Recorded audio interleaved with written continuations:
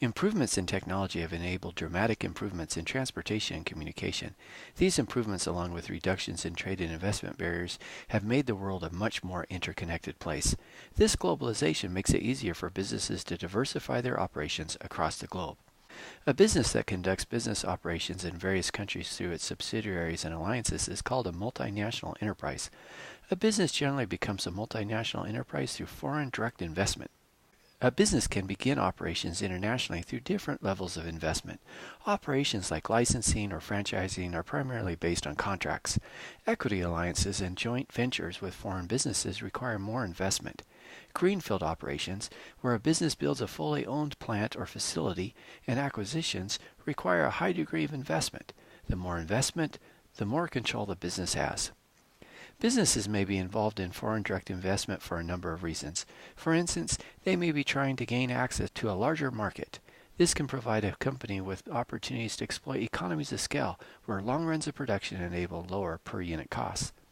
Often businesses are seeking access to low-cost factors of production, like when a clothing manufacturer opens a plant in an area of China with relatively low wages.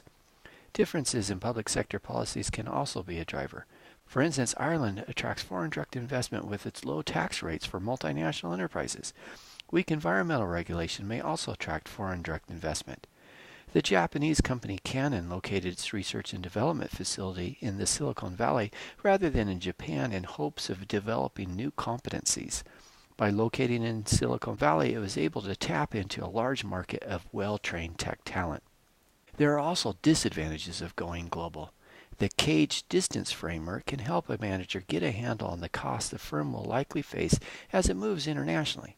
The framework acknowledges that geographic distance is not the only distance that can increase costs for a multinational enterprise. Cultural differences, administrative or political differences, and economic differences also increase cost. If you Google Hofstede Insights, you'll find a powerful tool that can help you assess the cultural differences between countries.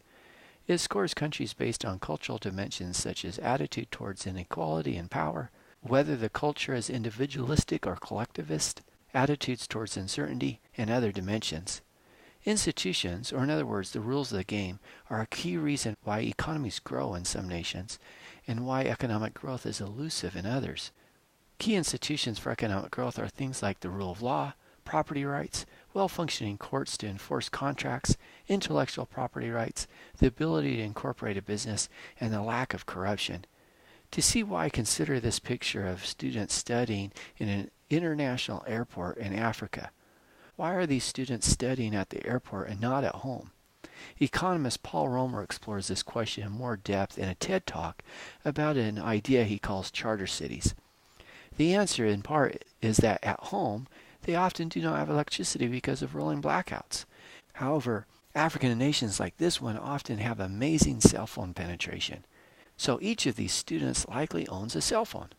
Why is it that these students have access to cutting-edge new technology like a cell phone, but do not have access to technology that is over 100 years old like electric power generation? The answer is institutions.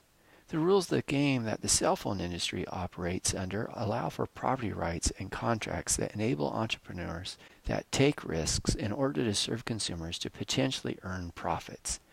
In the electric power generation industry in Africa, heavy state rules and control make business corrupt and undermines the incentives for businesses to serve consumers and solve problems. A study conducted by Peruvian economist Hernando de Soto illustrates well how institutions can be important to business success. He and a team of researchers set out to legally open a small garment shop on the outskirts of Lima, Peru. They filled out all the forms, made all the trips, stood in all the lines, etc., required to obtain the certifications needed to legally open the business. It took them 289 days, working 6 hours per day, to get the permits necessary for a one-man garment shop.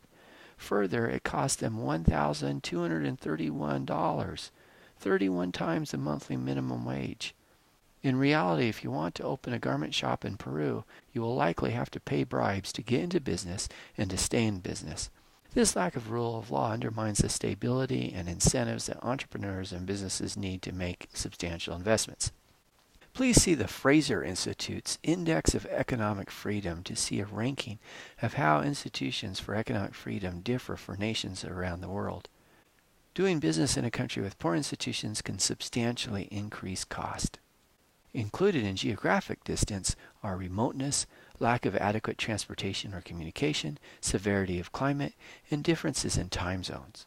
All of these can add to the cost of international business. Wealth and income per capita are the primary determinants of economic distance.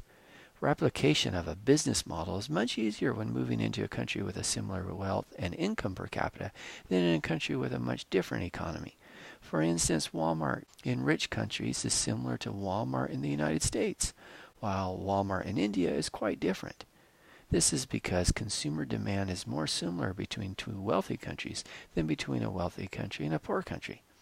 When a business from a wealthy country moves into another relatively wealthy country, it can often take advantage of opportunities for greater economies of scale as it expands production without having to incur the cost of adapting to new and different demand. When a business moves from a wealthy country into a relatively poor nation, it often has to implement considerably more adaptation.